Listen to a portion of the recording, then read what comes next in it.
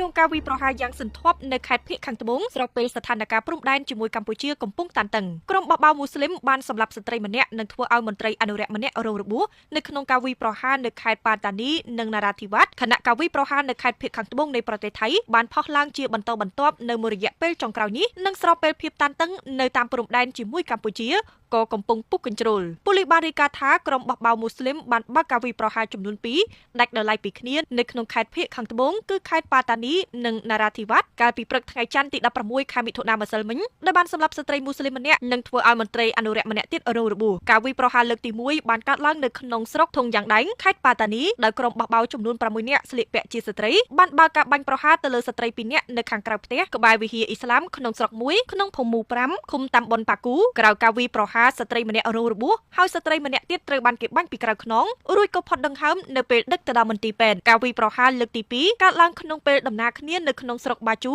នៃខេត្តណារ៉ាធីវ៉ាត់ក្រុមបបោបានបំផ្ទុះគ្រាប់បែកនៅតាមផ្លូវចូលភូមិស្រុកបារេនឿក្នុងគោលបំណងវាយឆ្មក់អង្គភាពល្បាតរបស់ទាហានអនុរិយមន្ត្រីអនុរិយម្នាក់ត្រូវគ្រាប់បែកផ្ទុះខ្ទាតត្រូវចំមុខនិងដងខ្លួនរងរបួសធ្ងន់ហើយលោកត្រូវបានបញ្ជូនទៅកាន់មន្ទីរពេទ្យបង្អែកស្រុកបាជូភ្លាមៗដើម្បីសង្គ្រោះបន្ទាន់គូបញ្ជាក់ថាខេត្តនៅភូមិខាងត្បូងជាប់ព្រំដែនថៃម៉ាឡេស៊ីចំនួន4រួមមានខេត្តយ៉ាឡាប៉ាតានីណារ៉ាធីវ៉ាត់និងខេត្តសង្ខឡាដែលមានប្រជាជនប្រកាន់សាសនាអ៊ីស្លាមបានចិញ្ចឹមចិត្តបំបែកខ្លួនចេញពីប្រទេសថៃហើយតែងតែបើកការវាយប្រហារដោយការបះបោរជារឿយៗ